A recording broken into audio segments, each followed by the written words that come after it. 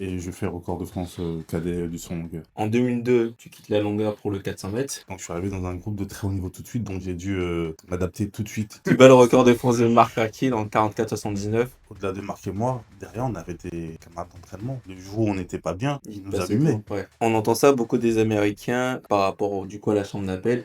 Ils essayent beaucoup de déstabiliser. La finale de Bolt, et il devait pleuvoir. Et ce que les Chinois ils ont fait, c'est qu'ils ont mis des canons dans les nuages pour Ouais. disperser les nuages, pour pas qu'il pleuve. Et du coup, Pékin, c'est aussi l'avènement de, on va dire, d'Usain Bolt. En fait, ils ont fait un cercle dans la chambre d'appel, et ils ont commencé à prier tous ensemble.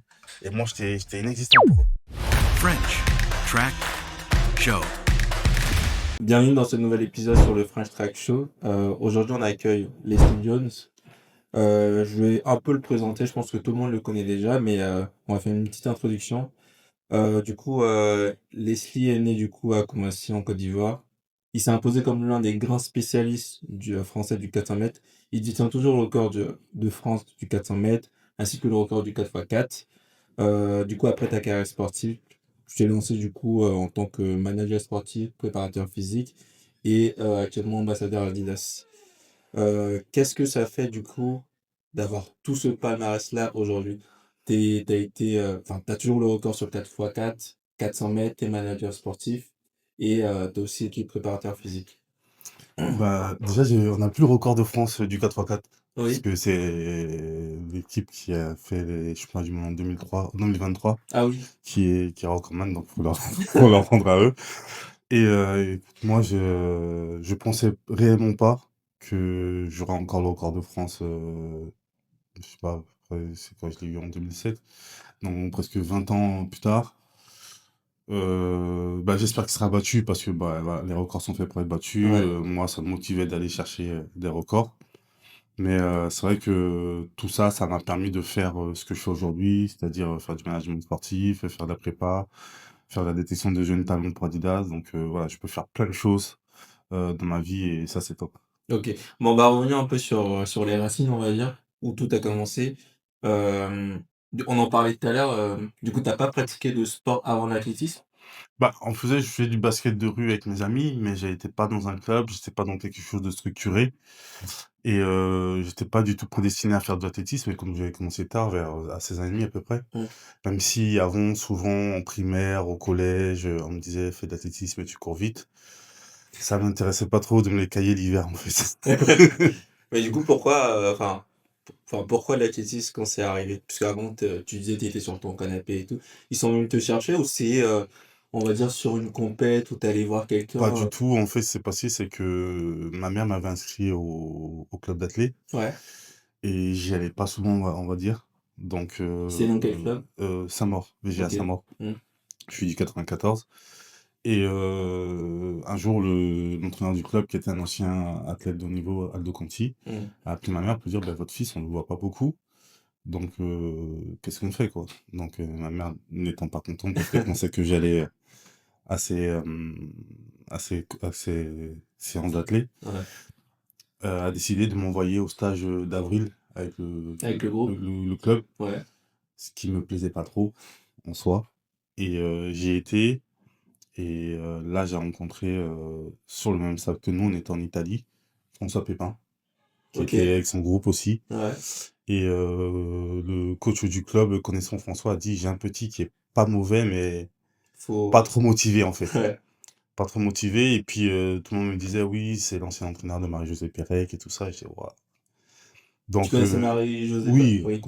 qui ne connaissait pas Marie-Josée Pérec, même si j'aimais pas faire de l'athlé de base, ou je connaissais les Jeux olympiques, je regardais les Mmh. Jeux olympiques, donc automatiquement, Ouais.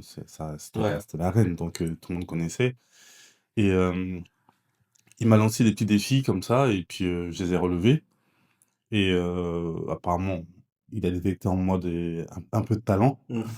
Et pour me motiver, il m'a dit: «Écoute, si tu es assidu aux séances du club, donc tu fais 2 séances avec le club, et tu viendras faire une séance avec moi à l'INSEP». OK. Et en fait, c'est comme ça que le truc il est parti. OK. Et du coup, tu te rappelles de ta première vraie compète ou pas? Alors je crois que j'étais en longueur, j'ai fait des départementaux au bout de, je sais pas, de 1 mois et demi, 2 mois. Mmh. Et j'ai dû faire 2e. J'ai jamais fait champion départemental. OK. Puisque sur tes fiches FFA, on a vu que ça commençait en 2004, Ouais, mais du coup avant, enfin, tu as eu Pépin, j'ai été Pépin. OK. Tu as eu que Pépin en tant qu'entraîneur? Ouais. OK. Et bah, du coup, tout commence là, tes premières compètes et cetera et tu as été sélectionné très vite en équipe de France? Bah, en fait, j'ai commencé par la longueur, Ouais. donc c'est vrai qu'au bout de quelques mois, je fais, 3e au championnat de France jeune Mmh. et l'hiver qui suit, je suis sélectionné pour la première re sélection en équipe de France et je fais record de France, cadet du saut en longueur. Mais du coup, comment ça se passe, dans ta tête? Puisque tu es passé de: «J'ai pas envie de faire de sport et cetera» à: «Aux France, première sélection». Est-ce que tu dis là, bah, je sais pas, est-ce que j'ai raté peut-être, on va dire des années avant de Ah non, pas du commencer tout, ou, tu pas là, du tu kiffes? pas du tout. Moi, j'ai eu la chance tout de suite d'être dans un groupe de très, très haut niveau. Mmh. Il y avait Patricia Girard qui avait fait, médaille olympique, à Atlanta, il y avait Eunice Barber qui était championne du monde. D'État, il y avait une ribambelle de personnes qui étaient, au championnat de France, finalistes au championnat de France, médaillées de partout. Donc je suis arrivé dans un groupe de très haut niveau tout de suite, donc j'ai dû, m'adapter tout de suite, Ouais, te mettre en même ouais, temps, au très ouais, haut niveau. ouais, Même si j'étais le petit jeune, en soi, j'étais protégé, mais on me faisait pas de cadeaux sur, le sérieux. OK. Donc tout de suite, j'ai été «bien éduqué» entre guillemets. Et du coup, comment tu vis cette première sélection? Mais moi, je la vis, assez bien puisque 6 mois avant, j'étais dans mon Ouais, canapé, donc en soi, et puis il y a un truc, voilà, quand tu viens des cités, tu as pas trop l'occasion de voyager OK. et c'est vrai qu'en 6 mois, j'ai voyagé que dans plus que dans toute ma vie, en fait. Donc moi, j'ai trouvé ça extraordinaire de En pouvoir soi, c'était plus une motivation, tu ouais, dis? c'est ça. Ouais, Moi, je me suis dit: «Ça c'est top, tu fais du sport, tu voyages» et il y a des sponsors qui viennent et à l'époque, j'étais chez ASICS, ouais, qui est arrivé quasiment, tout de suite. Parce que vu que j'avais des grandes pistes, c'était compliqué de me trouver des pointes et tout, donc c'est vrai que pour moi tout ça c'était, quelque chose d'extraordinaire, donc je kiffais et puis, l'ambiance, équipe de France, c'était top aussi. OK.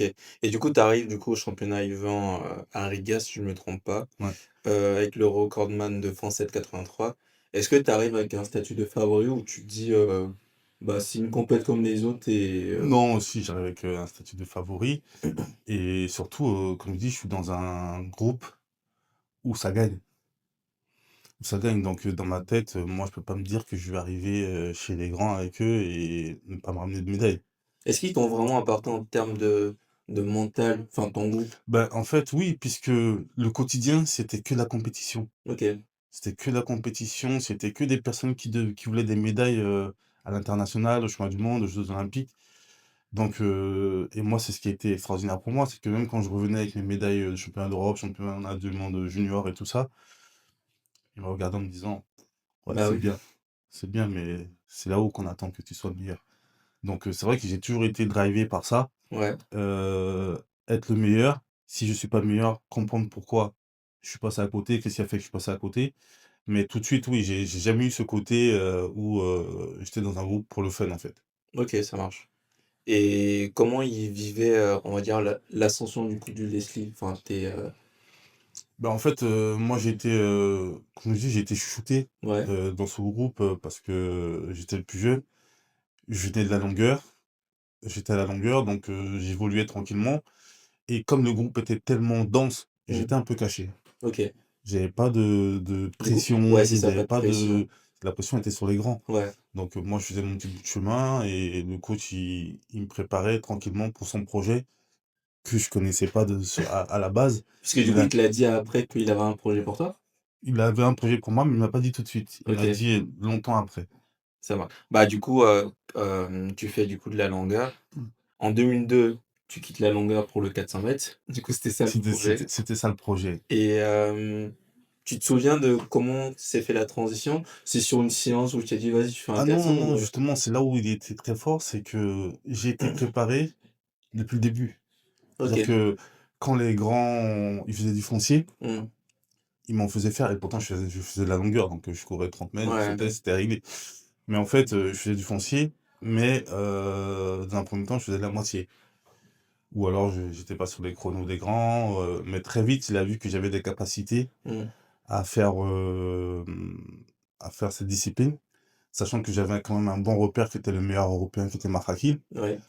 et qu'à l'entraînement, je l'accrochais sur certaines séances en vitesse, j'étais meilleur, mais sur certaines séances de résistance, ce qui était le point fort de Marc, Ouais. Tu pas lent là-bas. j'étais pas si mauvais que ça. Ouais. Donc, on a pris le temps. Il a pris le temps aussi que j'accepte ce Bah, du coup, tu l'as accepté directement ou tu t'es dit, en fait, je l'ai accepté sans accepter. Un jour, il m'a dit, «Au fait, je t'ai inscrit sur 400». Et je lui ai dit: «Mais toi, tu es un fou, jamais de la vie, je fais le 400, je peux pas faire Ouais. le 400 et tout». Et là, il a commencé à me piquer à vif en me disant: «De toute façon, si tu te débines, c'est ton problème, moi, je veux des athlètes de haut niveau, des Ouais. gagnants». Bon, les mots qui te piquent et qui te disent: «Ah Ouais. bon? Ah bon? Je vais pas faire, je vais pas faire». Et au final, j'ai fait.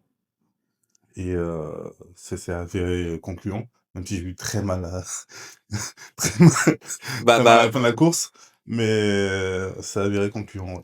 bah, c'est fou puisque passer de la longueur aux 400 mètres, bah, c'est pas tout le monde qui le fait et enfin, tu dis que ça t'a fait mal, mais du coup, enfin, je sais qu'il y en a qui font du 400 mètres, ça leur fait mal, mais en fait, ils aiment bien. Est-ce que sur le premier 400 que tu t'es fait, tu dis: «Ça y est, je fais que ce 400 mètres là et j'arrête» ou tu dis: «Bah, peut-être que, Bah, en je» fait, sur le coup, j'ai mis beaucoup de temps à récupérer, j'étais tétanisé. D'ailleurs, sur les 2-3 courses après, Ouais, j'ai été catastrophique parce que j'avais tellement peur d'avoir cette douleur que j'en voyais pas. ouais, Mais comme je dis, j'étais dans un groupe de bâtons, de gagnants, et je pouvais pas m'arrêter sur ça, quoi. Sachant que j'avais fait une très bonne perf, sur le premier 400, donc il y avait pas de raison que j'arrive pas à dompter cette douleur. du coup, après, tu as été sélectionné en équipe de France A, Mmh, au championnat d'Europe de Munich. Et du coup, tu intègres le 4x4 et vous décrochez du coup la médaille de ouais. bronze. Ce qui était une frustration pour moi, ce qui était une très grosse frustration pour moi, mais une bonne leçon aussi de vie. Pourquoi Parce une qu'en frustration du parce coup? qu'en fait, bon, même si c'était mes premiers mois de 400 mètres, Ouais, il y avait à l'époque, des minima pour les seniors, oui, et il y avait des minima pour les jeunes, OK. pour pouvoir intégrer l'équipe de France et aller chercher de l'expérience. Et à l'époque, le DTN, qui était en place, c'était bien en froid avec mon entraîneur. OK. Et moi, j'avais fait les minima jeunes, donc je voulais faire l'individuel. Et on m'a dit: «Non, tu seras là que pour le relais». Ah, bah, Et en fait, derrière, j'ai été me plaindre à mon entraîneur, et là, il a eu, un discours, très froid et très dur. Il m'a dit: «Voilà, c'est ça le sport de haut niveau. Si tu veux avoir ta place en individuel, et ben, il y a pas de minima jeunes, tu vas chercher les minima des grands, et comme ça, on n'en parle plus». c'est marrant puisque maintenant il y a plus de minima jeunes Mmh, pour, intégrer l'équipe de France et que, bah, ça en fait, c'est minima à pour tout le monde. mmh. Donc ouais, OK. Et à partir de ce jour-là, je me suis dit: «OK, d'accord. Tu es plus un C'est comme ça, on n'est plus jeunes, il y a plus de jeunes, on va chercher, le très haut niveau comme ça, en fait».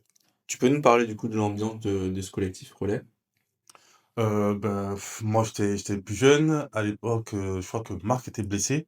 Vous visiez du coup, une médaille ou c Oui, sur ce championnat-là, on fait médaille de bronze, on faisait une médaille parce qu'il y avait quand même Naouane Keita qui avait été, plus tard, qui était, vice-champion olympique, puis il y avait, Ibrahim Awad qui était un ancien et qui avait quand même des bonnes références sur 400 mètres. Il y avait Ndou aussi. Donc oui, moi, de toute façon, j'avais des choses à prouver, donc je voulais vraiment qu'on aille chercher cette médaille. sur le 4x4, qu'est-ce qui fait la force dans bon collectif? Est-ce que c'est les on va dire les chronos individuels pour toi? Ou on va dire c'est le fait de courir les uns pour les autres? Ouais, je vais dire c'est qu'on est individuel quand même de base, parce qu'on fait un sport de chrono. Mmh. Même si, tu cours pour ton pote et tout, si tu une chèvre, tu une chèvre. Bon, faut dire la Ouais. vérité. Donc la base, c'est quand même d'avoir, une, densité de mecs qui ont des chronos, qui ont de bonnes références, Mmh. et à partir de là, oui, ça c'est intéressant, et c'est pour ça que l'année d'après, avec l'équipe qu'on avait, c'était un truc de fou. Ouais, du coup, bah, on arrive du coup au championnat du monde, en 2003 à Paris. Mmh, Du coup, tu termines 5e de la finale du 400 mètres, mais finalement après tu termines 4e sur, top vert. après que Jérôme Young soit Heu dopé. Hem, du coup, on avait une question avec le recul et qu'est-ce qui fait la force du coup de la méthode Pépin, on va dire?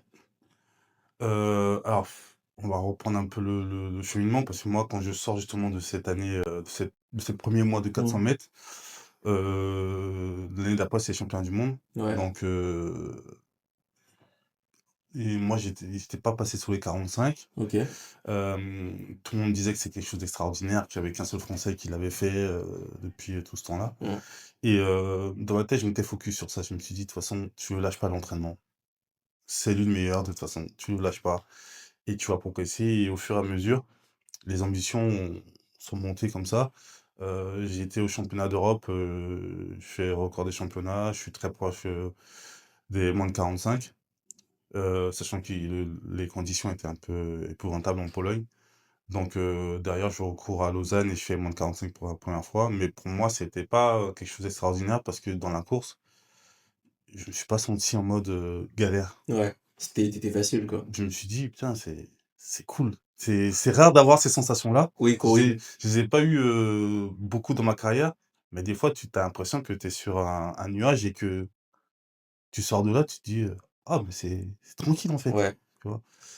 Et donc, j'arrive au championnat du monde avec ce chrono en 44, 86, je crois. Et puis, l'engouement de fou. L'engouement de fou, plus de 60 000 personnes mmh, pour de l'athlé. ouais, Moi, j'ai jamais vu ça. Déjà, j'arrive dans le stade, il est blindé. Je dis, waouh, le stress de fou, tu vois. ouais, Et, finalement, on fait cinquième. Je fais cinquième, Marc, tu fais troisième. Et comme on est potes d'entraînement, moi, je suis super content pour lui parce que c'est quand même inespéré. Il n'y avait jamais eu de Français en finale des championnats du monde. Et là, mmh, il y en a deux. On bat tous les deux notre record. Et la méthode de François, c'était surtout travailler très dur OK. et avoir une densité d'athlètes qui vont très vite. C'est-à-dire que moi, je sais que au-delà de Marc et moi, derrière, on avait des camarades d'entraînement. Mais le jour où on n'était pas bien, ils Il te nous passait allumaient. devant, ouais, Ils nous allumaient. Il y avait pas de gentillesse entre nous. C'est-à-dire que dès ils pouvaient nous allumer, ils nous allumaient. Et c'était ça qu'on leur demandait parce que ça nous arrivait d'arriver au championnat de France et d'être 6 du même groupe en ah finale oui des championnats de France. Donc et ouais, du coup, bah imaginez-vous bien les entraînements, comment ça pouvait être, ouais, au bah, c'était quotidien. championnat de France en avance, quoi. Voilà, c'est tous les jours et François, il avait cette méthode-là pour les haies chez les filles, 400 chez les garçons et oui, c'était la guerre tous les jours. Rien que le footing, c'était la guerre. L'idée, c'était de déposer tout le monde dès le footing, en fait. OK et du coup, là, on va dire, enfin, tu étais pas satisfait de la première fois que tu viens de dire sur tes moins de 45 puisque, en fait, tu devenais facile et à quel moment sont arrivées tes ambitions? Puisque tu as commencé tard, tu es monté très vite. Est-ce qu'il y a un moment, tu t'es posé, on va dire, et tu dis: «OK, là, j'ai envie d'être champion de France, battre le record de France» ou, toujours dans la même vibe, Moi, dès le début, c'était, je prends tout ce que je pouvais prendre OK. et hem et pas faire les choses à moitié. Si j'ai basculé sur 400, c'était pas juste pour être, un relayeur ou un mec qui va faire, figuration. C'est trop dur le 400 pour vouloir faire figuration. Donc l'idée, c'était dans un premier temps, d'aller chercher Marc, Ouais. qui était quand même le meilleur européen et le premier français sous les 45. Et après, moi, descendre le plus possible mon chrono pour qu'il ne soit pas atteint. Bah, jusqu'à maintenant, quoi. Mais je pensais qu'il allait être atteint quand même. Et est-ce qu'il y avait, on va dire, une petite rivalité entre toi, du coup, et Marc Rakil ou c'était, on va dire, sain vu que vous étiez partenaires un peu? C'était ça jusqu'à un certain moment. Et après, malheureusement, et je le regrette, l'ego des hommes a fait que ça nous a séparés plus que réunis, alors que c'est la base et c'était notre force. Mmh. Et ça a foutu un peu le bordel dans le groupe. Et, et justement, le fait qu'il soit parti, c'est à partir de là que moi j'ai arrêté de progresser. OK, je vois et bah, là, on va passer sur l'année 2024. Mmh. Tu bats le record de France de 2004. Mar 2004, pardon. Tu bats le record de France de Marc Rakil en 44,79 que tu portes du coup à 44,64. Est-ce qu'à ce moment-là, tu avais la target Marc Rakil, tu bats son record de France? Est-ce qu'on va dire là, tu dis: «OK, là, je suis le meilleur européen, on peut aller viser du coup, une médaille au moins» C'est surtout, là, je suis, ou t'es pas satisfait? 3e ou 4e mondial et Ouais, les jeux olympiques. C'est surtout sur ça que moi je me je me je me concentre. Je me dis: «Il y a les jeux olympiques, je dois aller chercher une médaille aux jeux olympiques», en fait. OK. Puisque il y avait aussi une polémique par rapport au fait que, bah, ce record a été fait au à Chaux-de-Fonds Ah, je trouve pas. Chaux-de-Fonds et on sait q enfin, même actuellement, on sait que tout ce qui est fait en altitude, bah, c'est il y en a qui disent: «C'est pas des vrais chronos, c'est plus simple» et cetera. Est-ce que ça t'a touché ou on va dire, tu disais: «Bah, si je l'ai fait là, je peux le refaire», Je peux comprendre cette polémique-là, parce que j'aurais pu la dire aussi. Mmh, Donc dans ma tête, je me suis dit: «De toute façon, je le rebattrai à un moment donné, mmh. comme ça les choses seront claires, nettes et précis». Ce qui a été fait après Bah, et oui. pas qu'un peu, donc comme ça au moins, il y a pas de discussion. Mais c'est vrai que, j'aurais pas aimé rester sur ça, Oui parce qu'il y aurait toujours ce petit truc, et c'est pas agréable d'entendre ça, donc et du coup, bah, tu deviens olympien. ouais, les Hem, premiers. les premiers ça fait quoi d'être du coup, olympien, représenter la France, J'étais, alors c'est paradoxal, j'étais très déçu dès mes premiers jeux. Mais OK. vraiment, je À suis, t'entendre parler, enfin, il y a on va dire, enfin, ta carrière elle est terminée, mais il y a toujours un goût d'inachevé, j'ai l'impression. non, non, en fait, ces jeux-là, ce qui s'est passé, c'est que je sortais des mondes, Ouais, avec l'image des mondes. Donc, grosse fête, beaucoup de personnes, dans les tribunes, mais sauf qu'en étant en France ouais et du coup, ça et moi, tout le monde me disait: «Tu verras les jeux olympiques, c'est merveilleux, c'est encore mieux que les mondes». Alors tu ouais, vu ce que j'avais vécu au monde, je me suis dit: «Waouh, les jeux olympiques, ça va être quelque chose d'extraordinaire». Alors c'était très bien, parce que tu voyais les autres sports et tout, mmh, mais moi, je pense déjà j'ai fait une erreur stratégique, c'est que je suis arrivé dès l'ouverture des jeux, donc j'ai tourné en rond, jusqu'à tu Bako. es arrivé du coup avec l'équipe de France ou tu es arrivé individuellement? Non, je suis avec, une partie de l'équipe de France, mais ce OK, qui s'est passé, c'est que la première semaine, déjà tu cours pas puisque ouais, c'est les autres sports qui le qui font. commence, ouais. Moi, je suis arrivé encore avant, l'ouverture. Donc, j'ai dû passer, je sais pas, 2 semaines et demie au jeu. C'était voulu? Bah, en fait, moi, je voulais m'imprégner, mais sauf que OK, déjà, il y a un truc, c'est que le village olympique, il était pas terminé. OK, Donc, ce qui fait qu'à 7h30, 8h, on était réveillés avec des marteaux-piqueurs. Donc tu imagines que c'était ouais, pas le plus agréable. Et puis, dans les chambres, il faisait chaud, c'était exigu et tout, donc voilà, on s'est adapté, mais c'est vrai que moi, je suis arrivé, j'étais un peu, j'ai dit: «Ah ouais, c'est ça les jeux, franchement, c'était mieux les mondes, hein». bah, ouais Et et et finalement, je fais le boulot, mais il y a un retour à la réalité. Il y a un retour à la réalité parce qu'en fait, les mondes, c'était, entre guillemets, quelque chose de pas habituel, c'est-à-dire que les chronos, l'ambiance et tout ça, c'était quelque chose de pas habituel et la réalité m'a rattrapé au jeu. OK. C'est-à-dire que le niveau était extraordinaire, les mecs, en chambre d'appel, ils m'ont mis une pression de ouf parce que j'étais le seul européen et en fait, pour eux, j'étais inexistant, en fait. Ouais, bah, OK. Tu sais, ils sont arrivés, il y avait que des gars des Caraïbes et des États-Unis, Ouais. donc université américaine, ils se connaissaient tous. En fait, ils ont fait un cercle, dans la chambre d'appel et ils ont commencé à prier tous ensemble et moi, j'étais inexistant pour eux Ah oui, et là, j'ai pris une chape de plomb, psychologiquement, ils m'ont perdu. ouais. Ah et C'est vrai que je suis sorti de ma course. on entend ça beaucoup des Américains, par rapport au du coup à la chambre d'appel. Ils essayent beaucoup de déstabiliser soit dans la chambre d'appel, soit, dès que Ah tu rentres du coup, oui, oui, mais après c'est comme ça qu'on apprend aussi. oui, Moi, j'ai déjà eu des mecs, qui buvaient leur eau et qui crachaient à tes pieds. Soit tu es obligé de rester tranquille, tu es obligé, voilà, concentré sur ta course et tout ouais. ça, mais ça m'a servi de fou pour la suite. Mais est-ce que du coup quand tu es athlète de haut niveau, est-ce qu'on t'apprend ça? Est-ce enfin je sais que maintenant actuellement il y a beaucoup de coachs mental qui Mmh. préparent les athlètes. Alors c'est là où aussi, heu, l'entraîneur que tu as ou l'entourage que tu as est important parce que quand tu as des personnes qui connaissent, Ce monde-là? ce niveau-là, Ouais. parce que c'est pas tous les entraîneurs, c'est pas tous les entourages qui ont eu la possibilité de pouvoir accompagner des athlètes aux Jeux olympiques. Mmh. Les Jeux olympiques, c'est particulier, c'est pas les mondes, c'est pas les Europes, c'est pas les France. C'est vraiment un truc très, très particulier, une gestion très particulière et c'est vrai que si tu es pas un minimum conditionné dans ça, tu peux vite t'y perdre. OK. Ne serait-ce que dans le village olympique. Et du coup, comment tu as abordé cette finale? Déjà en chambre d'appel, tu dis que, bah, ils sont entre eux, enfin, ils te laissent tout seul. Ça t'a sorti de Moi, ça m'a sorti de ma course directe.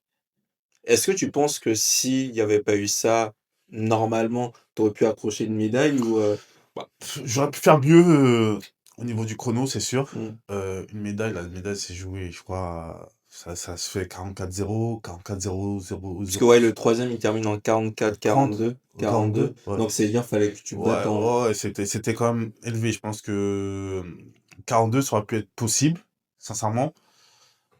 Mais, en soi, c'est une motivation en plus c'était pour ouais, revenir, mais en fait, j'ai pris une claque parce que le mmh, niveau, c'était un niveau de fou. C'était un niveau de fou et puis c'était l'avènement de Warren qui arrivait. mmh. J'ai jamais vu courir. Tu as un mec, j'ai l'impression, il fait du 800 quand il court. Je dis: «Mais c'est quoi ça?»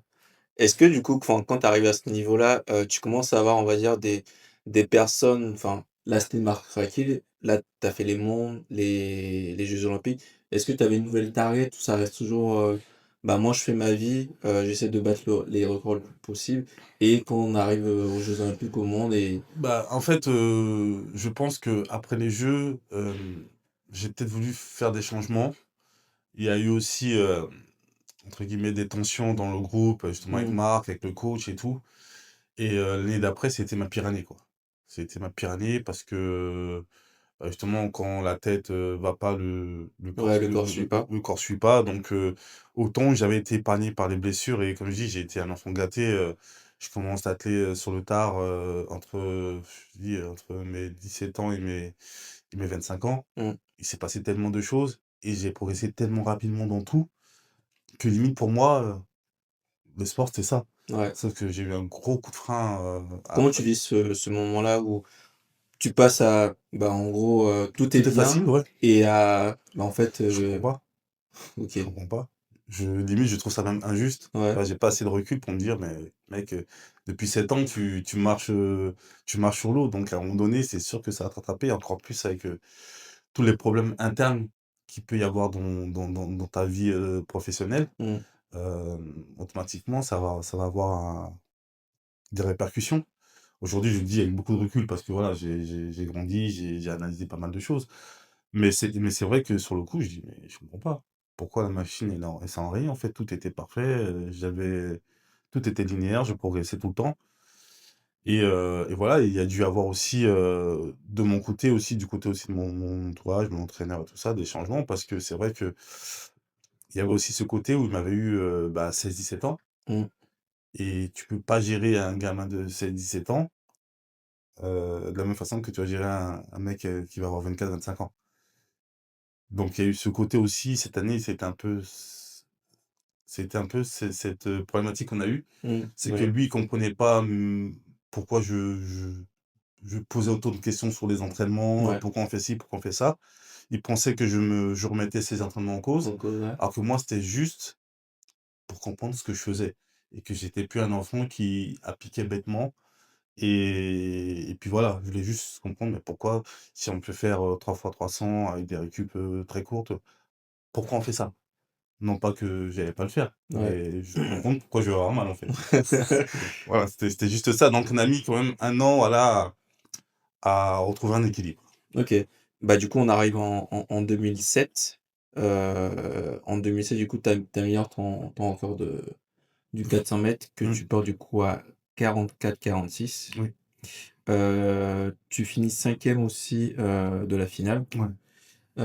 Est-ce que du coup ça enfin, quand tu arrives à ce moment-là, tu dis: «C'est la belle époque où, je progressais, de manière linéaire, je rebats mon record de France, je suis de retour». Alors c'est une année très particulière justement cette année parce que c'est peut-être une des années les plus dures que j'ai eues, OK. chronométriquement parlant, parce que j'étais à la rue totale. Franchement, si ça faisait pas, autant d'années que je travaillais avec mon entraîneur, je pense que je l'aurais noyé et j'aurais arrêté.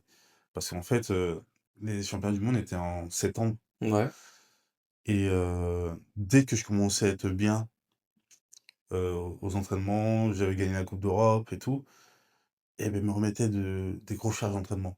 Ce qui fait que quand je partais en compétition, je partais les jambes lourdes Ouais. Et même des gars qui jamais m'approchaient, limite, ils me tapaient. Et je dis: «Mais tu fou toi, gros? Qu'est-ce que tu me fais?» Il me dit: «Fais-moi confiance, t'inquiète pas, quand il va falloir lâcher les chevaux, on les lâchera». Je dis: «Ouais, mais là, je fais les meetings, je suis un guignol quand même, tu Ouais. vois? Je suis très loin de mes standards, et puis des mecs qui jamais m'approchent et tout». Il me dit: «T'inquiète pas, à partir des championnats de France, on va». J'ai dit: «OK, vas-y». Et au final, tout ce qu'il a dit, s'est passé comme il a dit. Mais c'est vrai que j'étais très frustré. J'étais très frustré parce que je sentais qu'il me mettait des freins à tout va, quoi.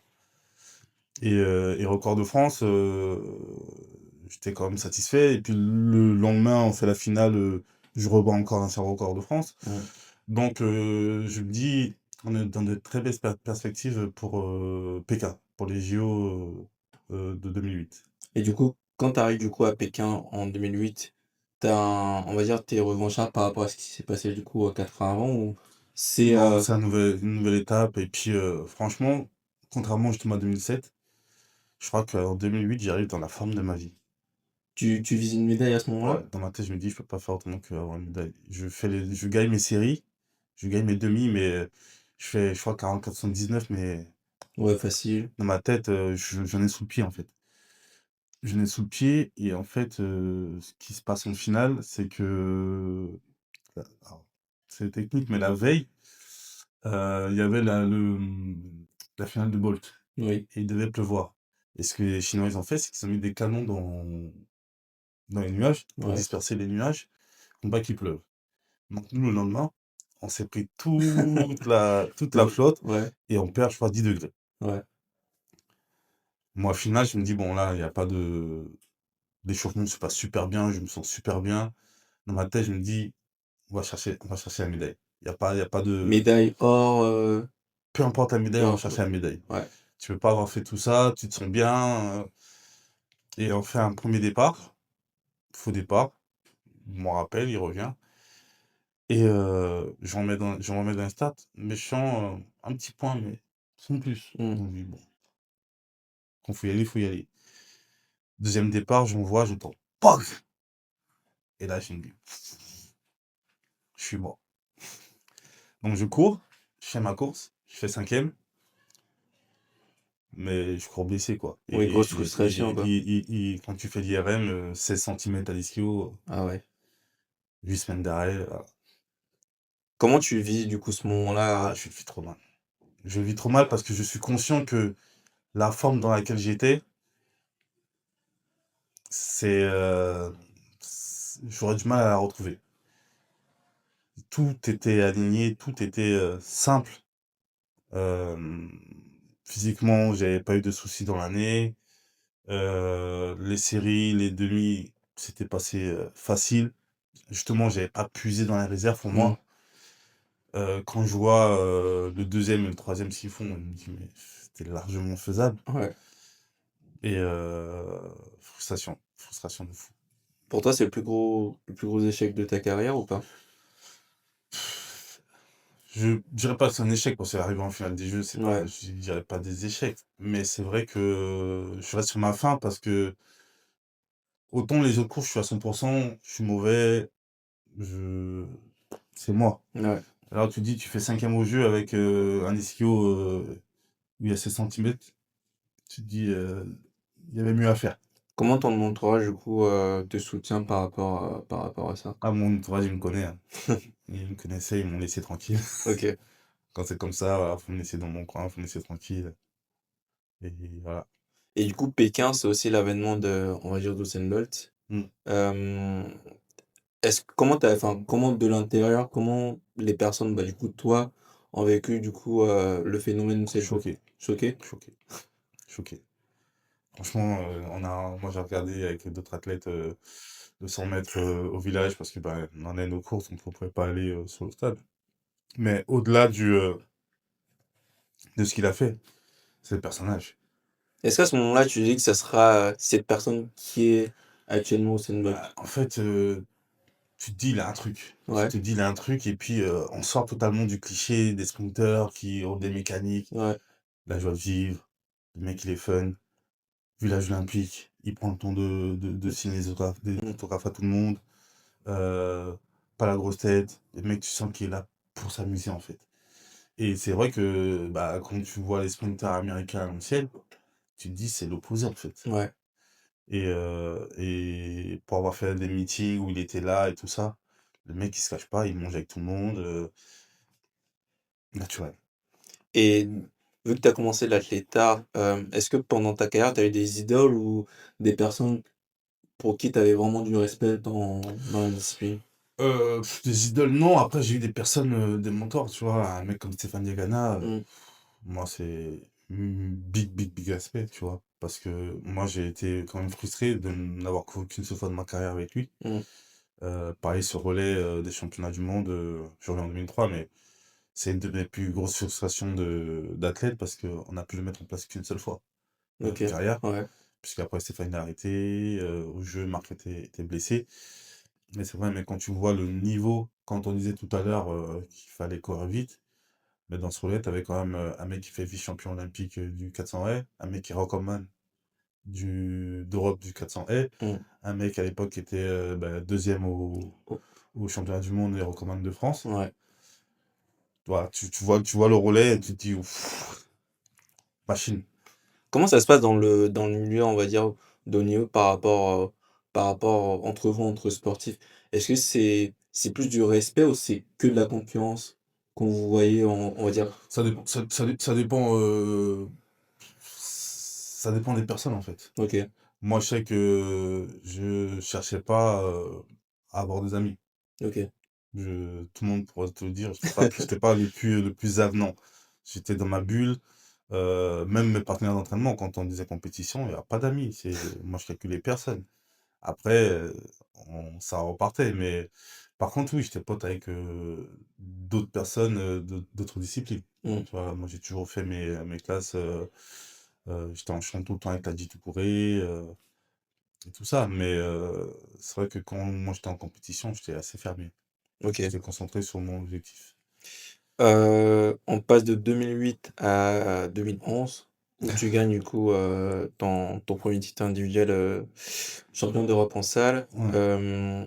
Est-ce que pour toi il te manquait ça pour ta carrière ou, c'est un titre que tu voulais vraiment aller chercher ou? Bah, alors, de base, encore une fois, de base, j'étais pas censé faire. OK. Parce que la salle, avec mon gabarit et ma façon de courir, Mmh. c'était pas non plus le truc. L'année d'avant, ce qui s'est passé, c'est que, les mecs de mon groupe me disent: «Ah, t'as même pas le tu tous les records, mais t'as même pas le record de France en salle du 400». Et je dis: «Oui, bon, c'est pas grave et tout». Et à l'époque, c'était 46,02 Stéphane Ghana. Ouais, Et ils me disent: «Ouais, mais tu peux pas aller le sur chercher. sur une course, tu peux pas aller le chercher». J'ai dit: «Mais vous êtes fous, sur une course, bien sûr je vais le chercher». Ils m'ont dit: «Sur une course, tu peux pas le chercher». J'ai dit: «OK, vas-y, je suis pas prêt, mais vas-y, on y va». Et j'ai pas été le chercher. Je dois faire 46,10 ou un truc comme ça.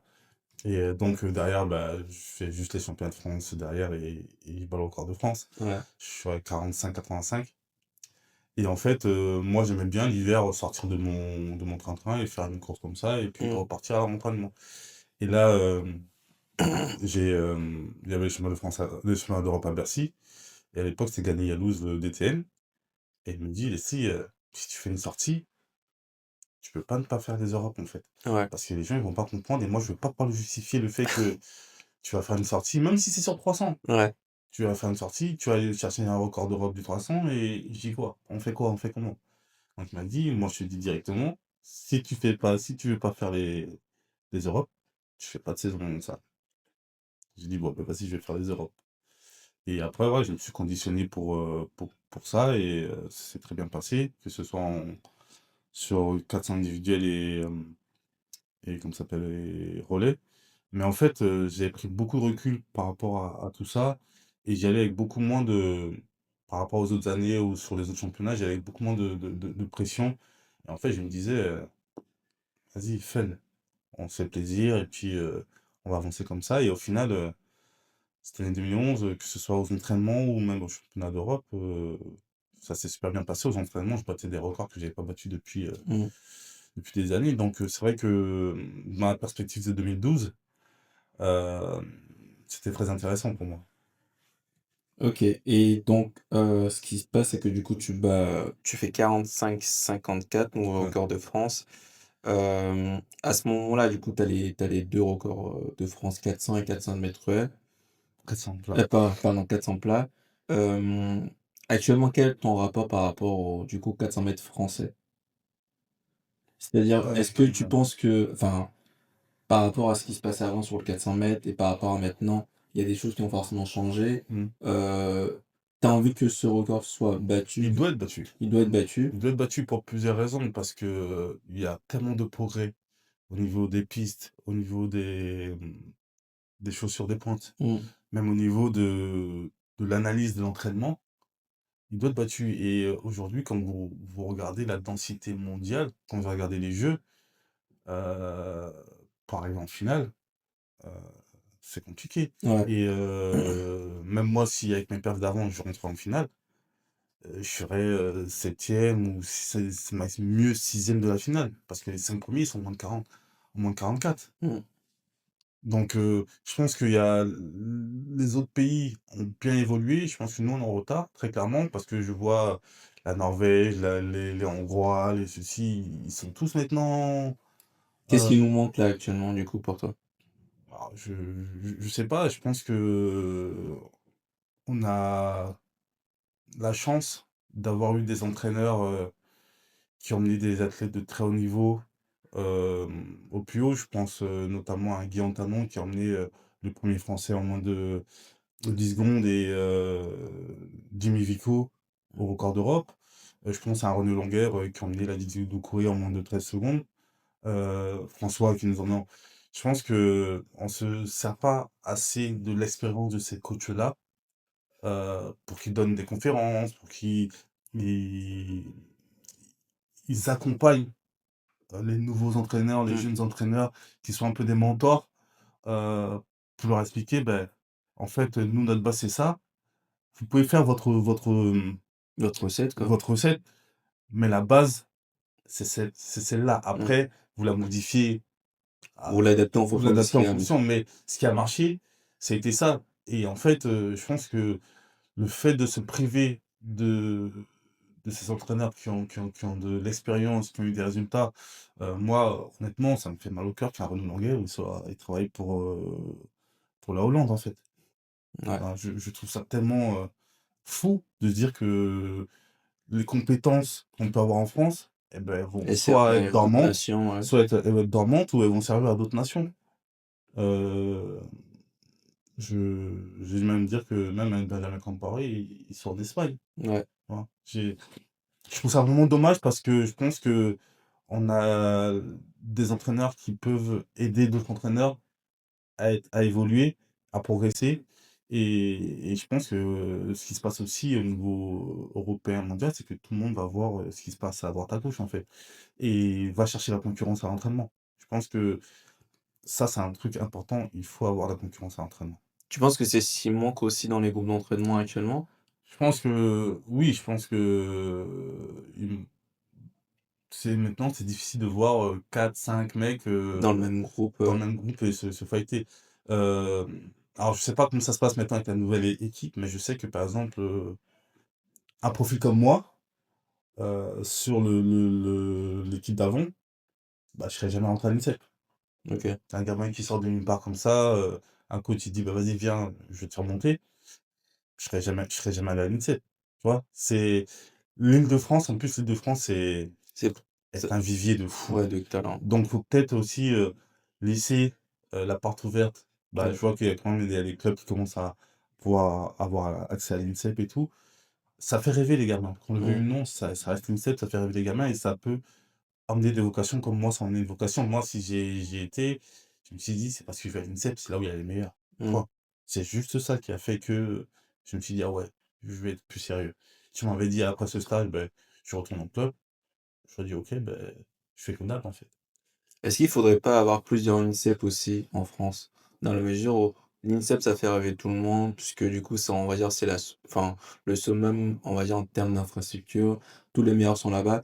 Est-ce qu'il faudrait pas aussi enlever cette image de je suis à l'INSEP, je suis dans les meilleurs, mais il y a des clubs aussi, on va dire. Oui, oui, mais en fait, après maintenant on le voit, hein, il y a plein de structures privées Mmh. qui se sont montées, comment ça s'appelle? Kevin Mayer, il a monté, Ouais. sa structure privée à l'époque, Christophe Lemaître Oui, lui aussi, ouais. et Christophe, tu le mettais à l'INSEP, il allait s'éteindre Ouais. parce que voilà. Je pense que maintenant, on est plus parti dans ça, dans ce côté structure privée, où les athlètes, on va aller, peut-être s'entraîner à l'étranger comme Serena Samba aussi, qui va chercher la concurrence à l'étranger. Mais je pense que peut-être que sur les jeunes, ou pour préparer aussi, les, la future génération, il y a les pôles, Ouais, il y a l'épaule, ouais. il y a l'INSEP et peut-être aussi avoir ce côté où on peut faire rentrer, des jeunes qui vont se fighter entre eux, quoi. Parce que ce que je vois aussi, c'est, on accepte que du coup les jeunes partent à l'étranger comme aux États-Unis. Bah, C'est que là, il y les a là, alors ça, c'est aussi le développement des réseaux sociaux, ouais, de tout ça. C'est que nous, avant, on n'avait pas il y avait pas ça. Donc c'était un plus ou moins cloisonné. C'est-à-dire que quand on disait les États-Unis, c'était que de l'imaginaire, ouais, tu vois? C'était que de l'imaginaire, donc tu pouvais pas, entre guillemets, «prendre le risque» de l'imaginaire et puis, ceux qui avaient été, à part Michael Anani, ceux qui avaient été aux États-Unis étaient revenus en mode, «Non, c'est laisse tomber, c'est pas bon». Bah, Christine Armand est partie, c'est pas ouais, bien passé, donc voilà. Sauf qu'aujourd'hui, ça fait rêver, les réseaux sociaux, il y a des agences qui se sont montées. Maintenant, c'est bien aussi que la fédération, maintenant, je sais qu'elle va accompagner ces jeunes, qui vont aller aux États-Unis, il va y avoir un référent qui va aussi les suivre. Et ça, c'est important parce que, ouais, tu as ce côté aussi, scolaire qui est super intéressant, apprendre la langue et tout. On n'a pas assez de recul maintenant pour voir comment ça se passe avec cette nouvelle formule. mmh, Mais oui, c'est clair que maintenant, c'est plus compliqué de garder ces athlètes, quand, tu as les États-Unis qui vous disent: «Beh, venez, on vous donne une bourse, vous allez vous entraîner, vous allez être sponsorisé», il y a tout ça aussi, c'est que après le bac, en France, ça reste très compliqué de faire du ouais. sport de niveau. Bah, si tu pas dans on va dire si tu pas à l'INSEP ou dans un pôle, Si tu pas INSEP dans un bah, pôle et coordonner du puis coup les cours à c'est l'entraînement, ça. ouais, Et puis c'est fatigant, je veux dire les mecs qui font rien que STAPS, c'est-à-dire qu'ils ont pas, ils doivent faire, tous les sports, possibles, mmh. plus leur entraînement, plus leur muscu, ça reste très compliqué de performer. Bah, du coup, en parlant des États-Unis, là, on a appris, du coup, ça fait, bah, du coup, l'année dernière, qu'ils vont lancer, du coup, des jeux pour les doper. Mmh. Hem, Quand tu l'as appris, enfin, il y a eu plusieurs avis, qui ont émergé par rapport à ça.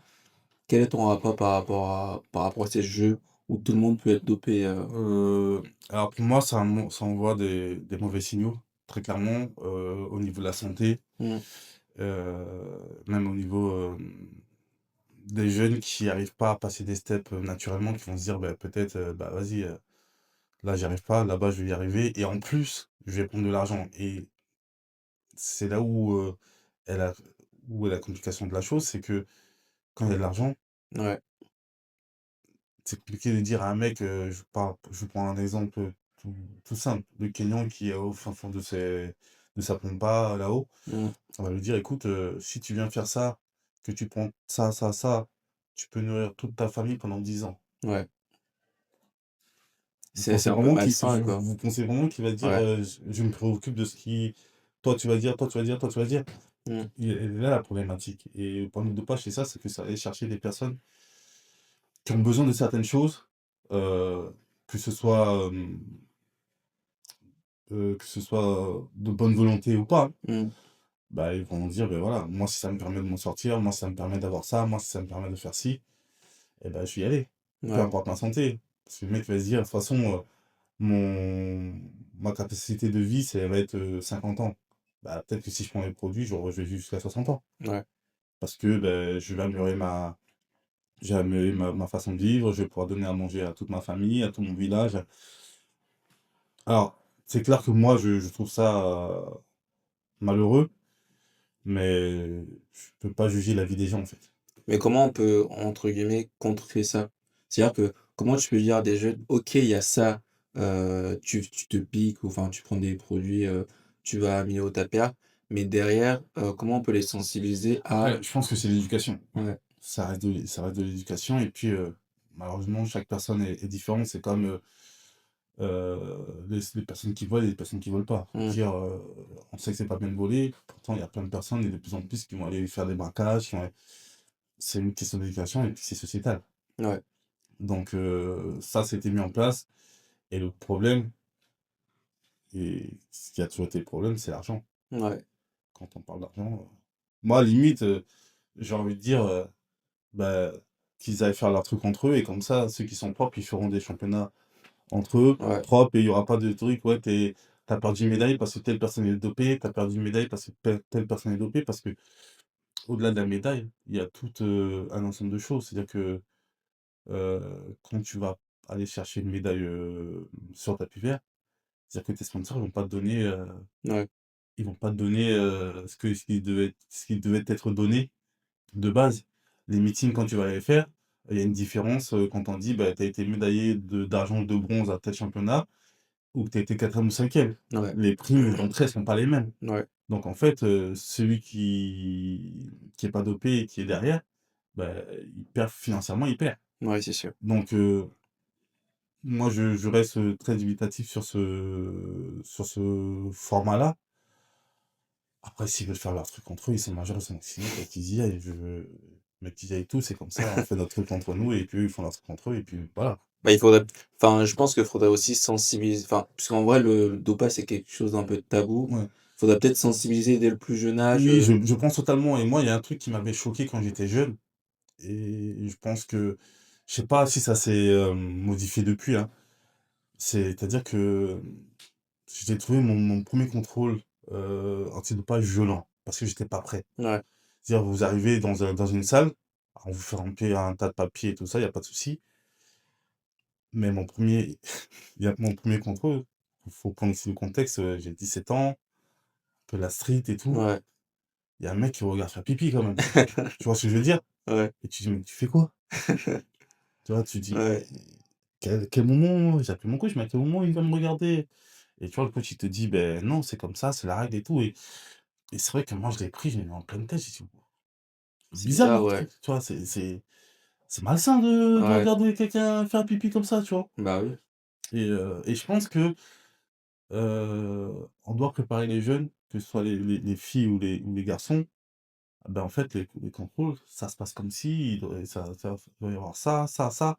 Pour pas que bah, quand tu fais ton premier contrôle, tu te retrouves en mode, ben, qu'est-ce que tu fais? Mmh. OK. Bah, on va revenir un peu du coup sur ta fin de carrière. À quel moment tu as décidé d'arrêter? Alors, il s'est passé justement en 2011, paradoxalement, comme tout allait bien, et je venais de changer de club, on m'a demandé de refaire de la longueur aux OK. interclubs. Et je voulais pas faire. Je voulais pas faire, jusqu'au dernier moment, je disais: «Non, non, non, j'ai pas envie, j'ai pas envie». Et voulant pas faire la star et tout ça, j'ai dit: «Bon, ben, vas-y, Mmh. je vais faire», tu vois? Et je fais un saut, rupture du tendon rotulien, et en fait, je pense que ma fin de carrière, Et c'est décidé tout seul. elle s'est décidée toute seule là, parce que j'ai essayé de revenir pour les Jeux de Londres en 2012, mais la deadline était beaucoup trop serrée, Mmh. et après, j'ai jamais réussi à retrouver mon niveau. Donc, au fur et à mesure, je me suis éloigné des pistes, et puis j'ai commencé à chercher ce que je vais faire après. Et puis, j'ai pas eu de mal à arrêter. Parce OK. que je pense que c'est peut-être une chance, comme j'étais pas quelqu'un Prédestiné à de ça. prédestiné à ça, de passionné, entre guillemets, dans le sens où, quand j'étais jeune, je me disais pas, ah ouais, je veux faire ça. Mmh. Un jour, j'étais à l'entraînement, je me suis dit, j'ai mal au tendon d'Achille. Je me suis dit, mais en fait, qu'est-ce que tu fais là? Et à partir du moment où tu dis, qu'est-ce que tu fais là? Ouais, c'est-à-dire c'est fini. Donc, j'ai dit, ben, j'arrête, et j'ai arrêté comme ça. Qu'est-ce que tu retiens de ta carrière, du coup? Moi, je me trouve chanceux de fou. Mmh. Je me trouve chanceux de fou. J'ai aucun regret dans le sens où, je pense que j'ai été au bout de ce que je pouvais faire, hem, avec mes moyens, avec mes moyens. Longtemps, je n'ai voulu, un peu à mon coach ou au président du club, de m'avoir un peu forcé la main sur ce, sur ces interclubs-là. Mmh. En plus, c'était pour des interclubs. Mais après, avec beaucoup de recul, voilà, je me suis dit, tu peux pas leur en vouloir, tu étais majeur, tu étais vacciné. On est, on est libre de De faire se nos choix. Ouais, J'aurais pu dire, ben non, c'est comme ça et me casser pas la tête. Donc, après, j'ai pris beaucoup de recul et je me suis dit, je suis assez fataliste, je me suis dit que si ça devait se faire comme ça, mmh, je suis arrivé d'une manière très atypique, et ben tu repars. je repars d'une manière très atypique. Et, ça m'a permis de pouvoir faire plein de choses après. J'ai eu besoin de partir du monde de l'athlé pour souffler, pour voir autre chose, pour, même si c'était pas mieux ailleurs. Ouais, Mais quand vous connaissez, hein, quand vous faites 17 ans, 20 ans dans le même truc, vous voyez les mêmes personnes, les mêmes discours, des fois c'est bien de cut un peu, de ouais. dire voilà, je vais voir ce qui se passe ailleurs, m'enrichir des autres trucs et peut-être pour mieux revenir et savoir exactement ce que j'ai envie de faire ou ce que j'ai pas envie de faire. Du coup, tu arrêtes en 2011. Tu déjà enfin, du coup, Ouais, tu me dis j'ai fait jusqu'en 2013-2014, je crois. 2013-2014 et donc après tu penses à faire autre chose. Mmh. Comment arrive le fait d'être préparateur physique, du coup? Alors c'était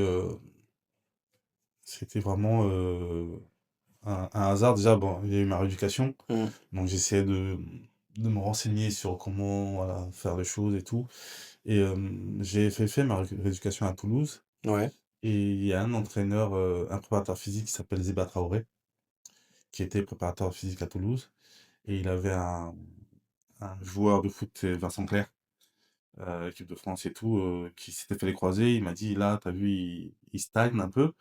Est-ce que ça te dérangerait pas de faire, de courir avec lui, de faire des entraînements avec lui, mmh, pour lui permettre de, voilà, de passer ce cap et revenir sur le terrain?» ouais, Et je dis: «Ouais, bien sûr et tout», et je l'ai fait et j'ai adoré, en fait.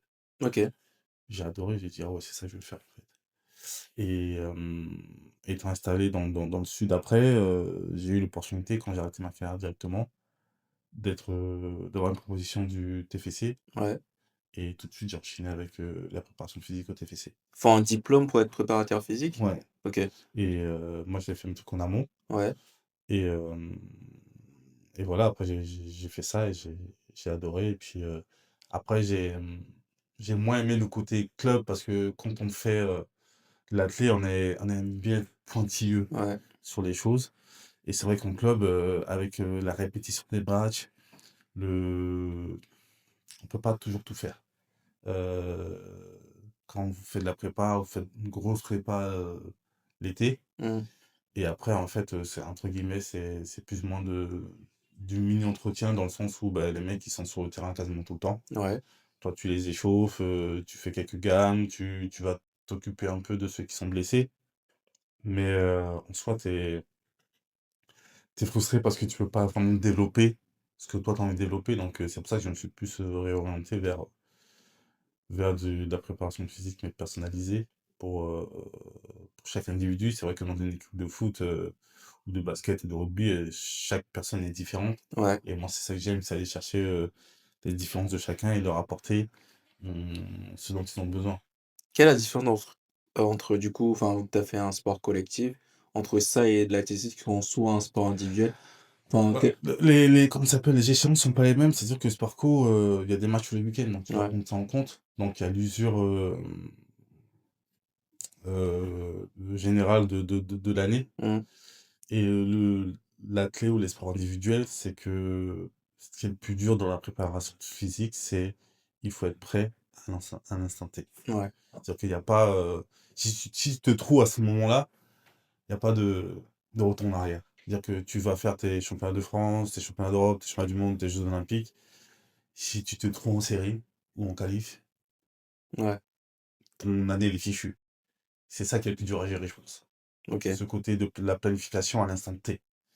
Alors que dans les sports co, même si c'est répété, tu as quand même beaucoup de matchs, tu peux te refaire sur un match ou voilà. Et puis il y a des périodes où on va te demander d'être, quand même plus présent, dans les sports co. C'est-à-dire que, bah, en basket, tu vas avoir les phases finales où ouais, on va te dire: «Voilà, c'est là où il faut booster». Tu vois bien en NBA, les mecs, c'est ouais, quand même en assez, playoff, tu vois? ouais, C'est qu'en pleine saison, des fois, ils vont faire des matchs, où il y a pas d'intensité. Par contre, quand on va dire play-off, là, d'un coup, tout le monde va commencer à s'énerver, tu Ouais. Est-ce qu'ils te connaissaient un peu, les footballeurs en tant que Leslie, qui étaient athlètes de haut niveau?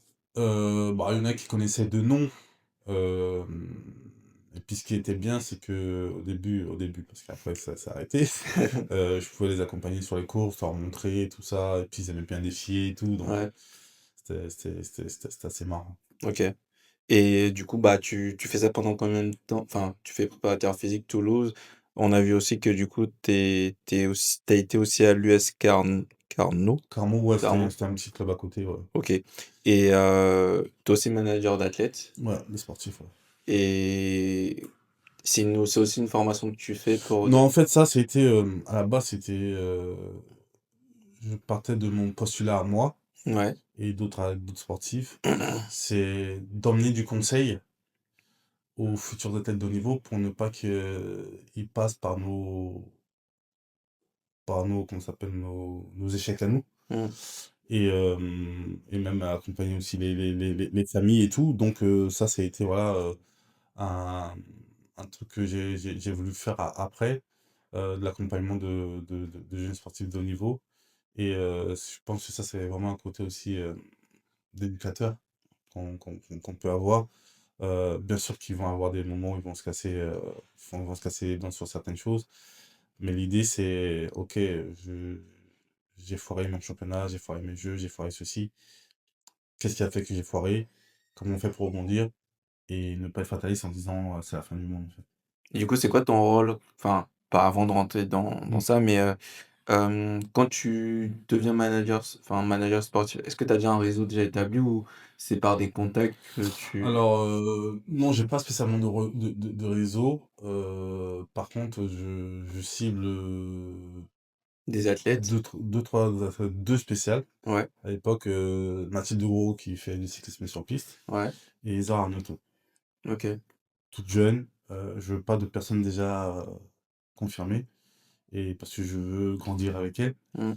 Et l'idée, voilà, c'est de faire un accompagnement 360 sur la recherche de partenaires, le conseil auprès des familles sur les différents aspects du sport de haut niveau, se faire bien entourer au niveau de la gestion de la carrière, que ce soit au niveau patrimoine, niveau financier, niveau comptabilité.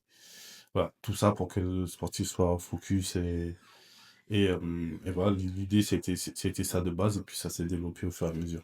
Du coup, c'est toi qui leur crée, on va dire leur petit cocon, on va dire entre, Ouais, ouais. OK. Après, bah, il y en a avec qui ça marche, il y en a avec qui ça a pas marché, c'est comme ça, c'est aussi le fait de travailler avec des jeunes aussi, bah, il y a une évolution différente pour Mmh. chacune, qui fait que, ben, par exemple, je continue toujours avec Mathilde Gros, et puis Zara Neto, elle a arrêté par exemple d'athlétisme. Donc, ça, c'est les aléas du sport de haut niveau aussi. Et du coup, tu deviens aussi ambassadeur Adidas. Ouais. Comment ça c'est par rapport au fait que tu sois manager sportif qui Non, justement, au contraire, c'était plus, c'était c'est plus, plus Leslie Jones, l'athlète qui oui, en fait, ce qui s'est passé, c'est que moi, j'ai fait tout ma carrière chez ASICS. ouais, C'est ça le paradoxe. Et en fait, Adidas était parti à un moment donné de l'athlé et est ouais, revenu et il fallait, justement, recréer une dynamique, aller rechercher des jeunes et tout et je connaissais bien, une, heu, une responsable qui s'appelle Adèle Franck, avec qui j'ai bossé en équipe de France, quand, j'étais athlète et après je lui ai dit: «Ouais, j'aimerais bien pouvoir faire ça, ça, ça» et elle me dit: «Ah ouais, c'est bien, ben nous aussi, en on veut recherche. revenir, ça peut être intéressant de travailler ensemble, sur ce projet-là» et puis, ça s'est développé comme ça et moi j'adore parce qu'aller chercher, les futures pépites, c'est, c'est quelque chose de très intéressant. Hem, ouais, quand on voit aujourd'hui, Sacha, Juste, Serena, on se dit que voilà, on s'est pas trop trompé sur, Mmh. sur ces profils-là Comment tu et fais la détection du coup? alors, il y a plusieurs facteurs et c'est vrai que tout le monde ne comprend pas toujours pourquoi tel ou tel athlète y est et telle personne est plus forte y est pas. Il y a aussi un côté, entre guillemets, performance qui est important. Mmh. Ils Ouais, sont quasiment tous en équipe de France jeune et tout oui, ça, mais aussi un côté, humain. C'est-à-dire que là, l'année dernière, on a fait une masterclass avec, nos jeunes et on a invité Juste Pointé, il y avait aussi Stéphane, il y avait moi. Donc déjà au niveau, je pense, expérience Mmh. d'athlète, c'est 3 générations différentes. C'est ça aussi qui était intéressant. Et après on les emmenait à Roland-Garros et tout, donc il y avait quand même ce côté, Adidas, c'est une famille. Et justement, nous, quand on prend des jeunes, bah, que ce soit des cadets, et juniors, c'est que l'idée, c'est pas de les prendre une année et puis de les dégager derrière, c'est qu'il y a une continuité. Hem, Au départ, dans un premier temps, c'est de la dotation. OK. Si tes performances, te le permettent et si tu montes vraiment de niveau, bah, après tu vas avoir une proposition de contrat. Après, c'est plus moi qui Ouais. qui gère cette partie-là. Et bien sûr, il y a cette année un peu, junior où tu as le bac, où ça peut être un peu plus compliqué niveau résultat. Et justement, nous, on est dans cette optique de dire, bah, c'est pas parce que tu vas avoir une mauvaise année qu'on va te lâcher. OK. Donc, il y a aussi, voilà, cette continuité cadet junior, où on essaie vraiment d'accompagner nos jeunes, de les faire grandir, de leur montrer aussi que, bah, on peut avoir des bons et des mauvais moments, mais que on peut être là et que vraiment, là où on va vraiment commencer à trancher, c'est à partir des sports, parce que là, tu vraiment, Quand tu rentres dans le Ouais. cours des grands. Mais l'idée, c'est vraiment, d'accompagner ceux qu'on va prendre au début, ce qui fait que, bah, des fois, bah, comme tout, hein, si, il y a un certain nombre de places, s'il y en a qui sortent pas, il y en a Ouais. qui rentrent pas. OK. Et voilà, l'idée, c'est vraiment ça, et de faire en sorte que, bah, les jeunes qu'on va détecter soient des futurs grands champions après. Et voilà, quand on voit la réussite de certains, on se dit qu'on est on va dans le bon sens. Et du coup, qu'est-ce qui fait votre force par rapport à Nike, par exemple, qui a aussi des athlètes en équipe de France? Sou Après, c'est une autre approche, je pense. Je pense que, ils vont peut-être moins sur le terrain. Ils vont peut-être moins sur le terrain, ils ont pas un profil, comme moi. Mais après, ils ont autre chose. Par exemple, ils le font d'une autre façon avec Golden Block. Ouais. C'est une approche différente, en fait. Nous, je pense qu'on a peut-être ce côté un peu plus, de proximité. OK. Du coup, là, actuellement, sur ton travail de manager sportif, donc dans le cadre, du coup, des athlètes Mmh. qui font de l'athlétisme, des sportifs en Dans des d'autres foot, sports? Ouais, ouais, ouais, d'autres sports ouais. aussi? Je gère pas mal de joueurs, mais plus en Espagne. Ouais. Plus en Espagne, qui sont à la Real Sociedad, Valence et Bilbao. Et voilà, c'est aussi intéressant de pouvoir travailler aussi dans différents milieux. Bon, au final, le sport, c'est que du réseau. C'est que du réseau, des rencontres. Alors, des fois, ça va bien se passer, des fois, ça va moins bien se passer. Mais voilà, c'est intéressant. Et ce qui est intéressant, moi, ce que j'adore, c'est que c'est un peu, comme quand tu fais du sport de haut niveau, c'est que tu te lèves, tu sais jamais ce que tu vas faire. Mmh. Tu vois, tu te lèves, tu sais pas la séance que tu vas avoir. Moi, des fois, dans la journée, je peux faire 10 choses différentes. Tu une équipe?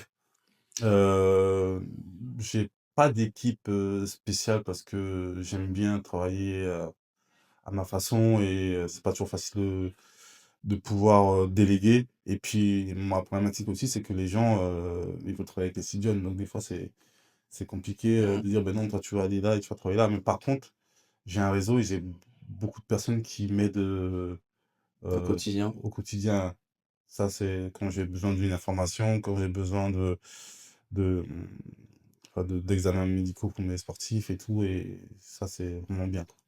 Quel est ton objectif tes objectifs dans quelques années avec ton réseau, le fait d'être manager sportif? Moi, l'idée, c'est d'évoluer, que les sportifs, grandissent, qu'ils puissent, s'épanouir dans leur sport, que je puisse leur apporter aussi un plus dans leur quotidien, pour qu'ils se disent: «Voilà, je peux rester focus et dans l'ombre, il y a quelqu'un qui m'aide à avancer». Parce que moi, je reste persuadé que j'ai on n'a pas besoin d'être, vu pour faire du bon travail.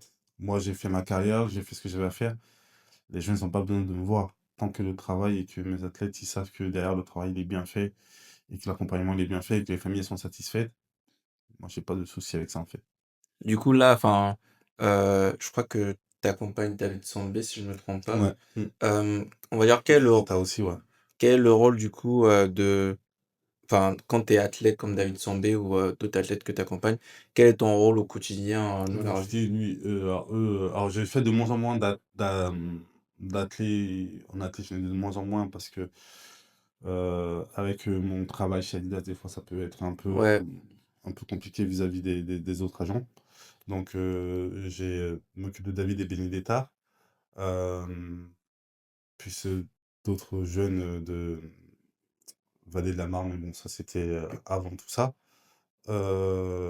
Déjà, je leur apporte mon expérience, mais par contre, l'idée, c'est de ne jamais rentrer, en tout cas tant qu'on ne me demande pas, de ne jamais rentrer dans le côté entraînement.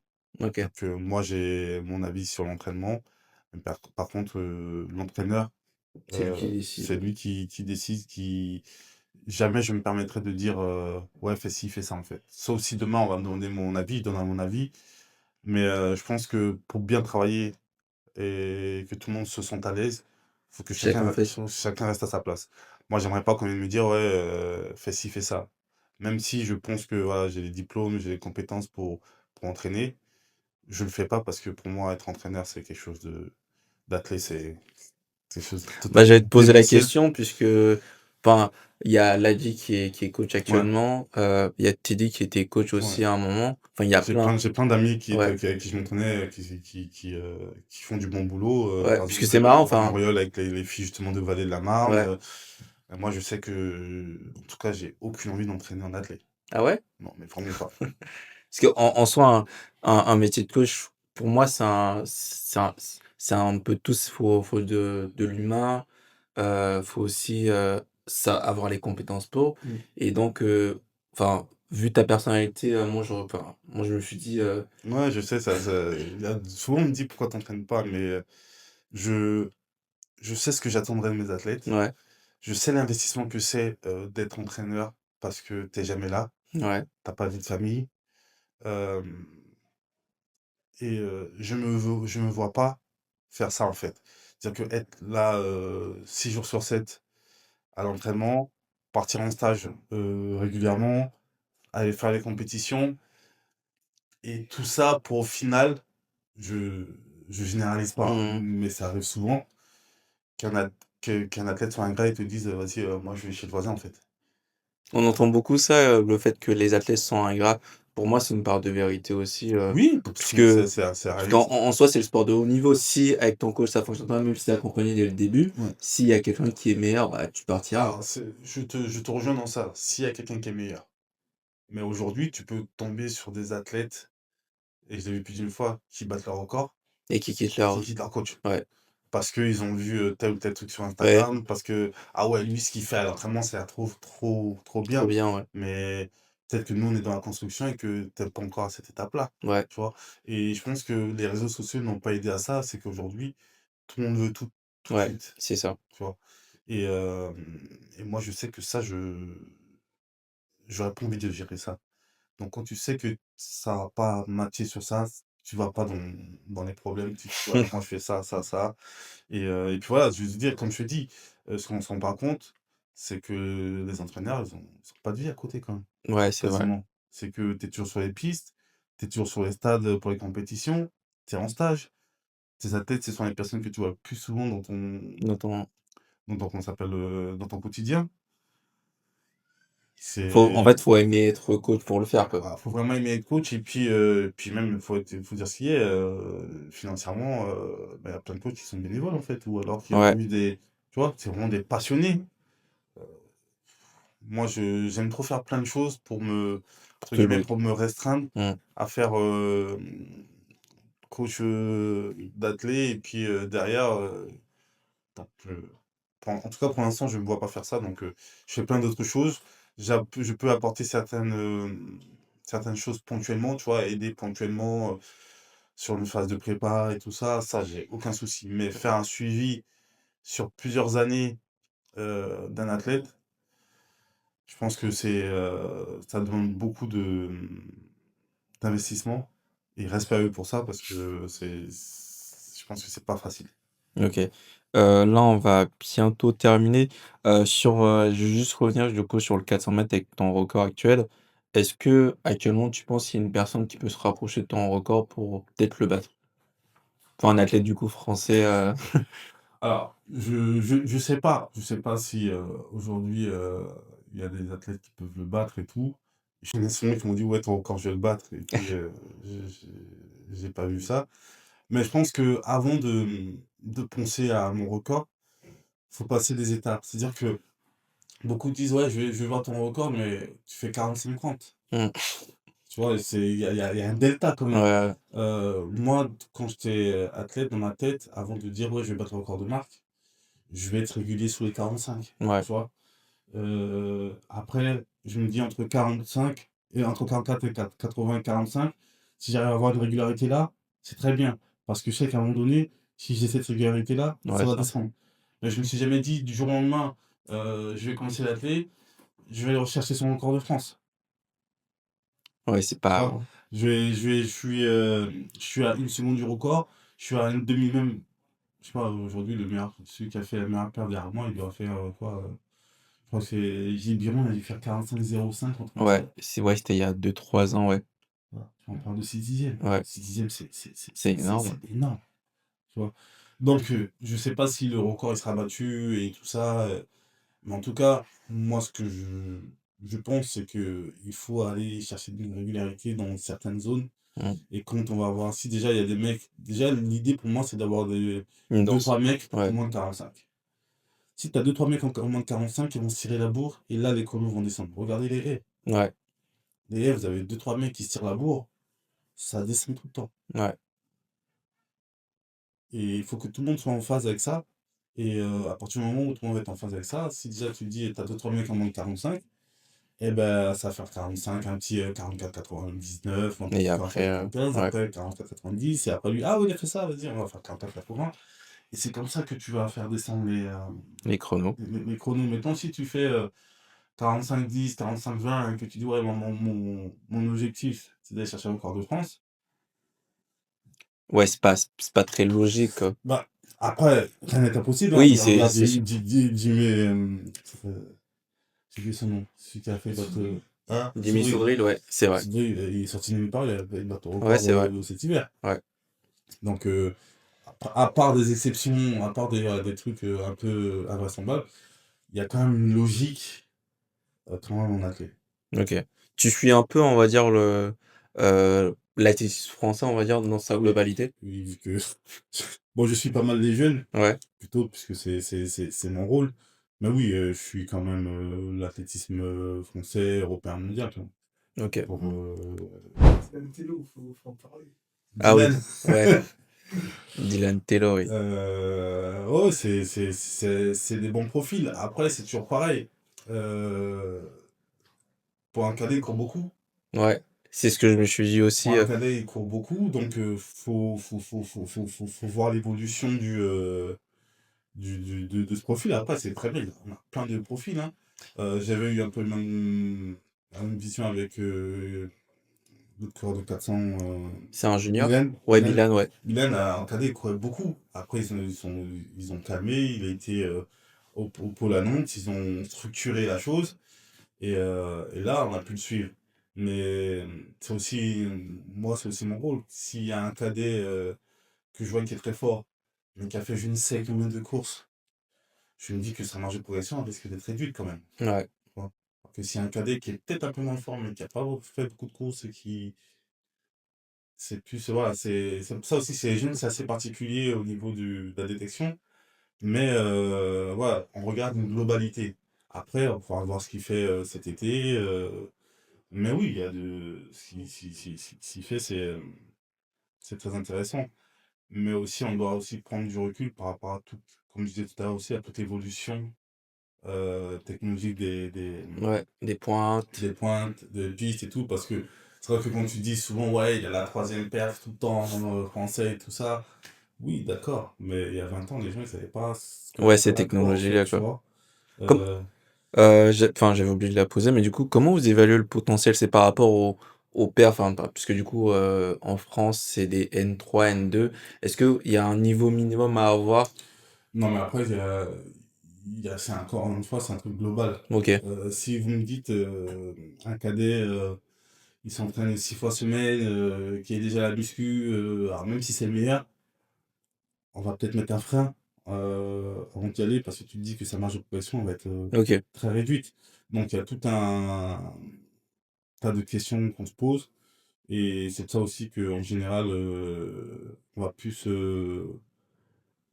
aller vers les entraîneurs, Ok.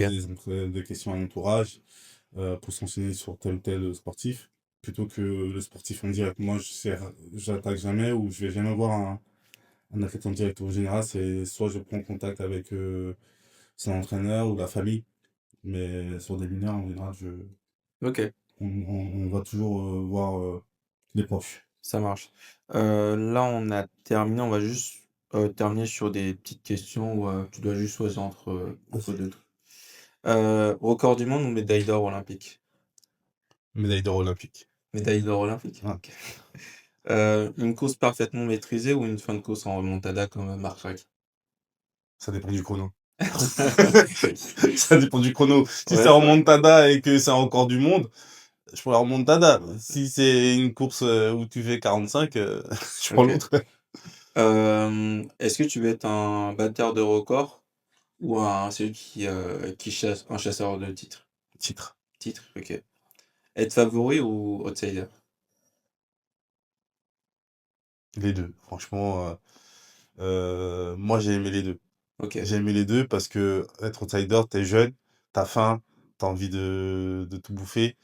Et favori, c'est voilà, remettre les gens à leur place et leur dire tu vas pas passer aujourd'hui. Donc non, j'ai apprécié les deux. Ok. Préparer un athlète pour les JO ou négocier son premier gros contrat? Négocier son premier gros contrat. Manager un athlète champion du monde ou accompagner un jeune et l'amener jusqu'au très haut niveau? Accompagner un jeune. Rester proche de la piste ou développer ton business à l'international? Développer le business à l'international. Former 10 bons athlètes ou un seul qui devienne une superstar? Un celui qui devient une superstar. Science lactique ou science côte? Ça va ensemble un peu des fois, non? Ouais, c'est Moi, j'ai vite été l'actif dans les côtes, hein. Mais moi, j'aimais beaucoup les côtes. Ah J'avoue, ouais? j'aimais beaucoup les côtes parce que j'aimais faire souffrir les autres à côté. Ah! Tu vois? Tu sais, quand tu fais les longues côtes, et Ouais, tu sais, des fois, il y a des virages. ouais. Tu sais, tu travailles tes trajectoires, tu mets des accélérations quand tu sors du virage, tu vois. J'aimais beaucoup ça, ouais. OK. Être applaudi par 80 000 spectateurs ou faire taire le stade en battant le favori local? Non, être applaudi par 80 000 spectateurs. Ton athlète préféré de tous les temps, si tu en as? Tu peux dire toi, Non, hein. je j'aurais pas cette, je sais pas, je dirais même pas dans l'athlé. Ah ouais? Ouais, C'est basket? ouais, je dirais Jordan. OK, Après, si on doit en trouver un dans un et une, je dirais, bah, Bolt. Tu peux pas le sortir et beaucoup de respect pour, Allyson Félix. OK. La perf qui t'a le plus inspiré quand tu étais jeune? Heu, d'un autre athlète? Ouais, Heu, Ladji, Ladji? Ladji, sur, les Jeux 2004 où il tombe, Ah, c'était quelque chose.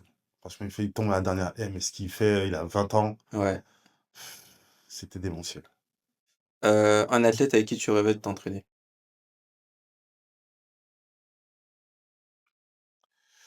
Heu, j'aurais rêvé de m'entraîner? Ouais, non? Non, j'ai pas de je pense que j'ai eu la chance d'avoir Déjà un bon groupe. un groupe de fous déjà, tu vois? L'adversaire qui t'a le plus motivé? Mais Marc, Un athlète actuel que tu trouves sous-coté?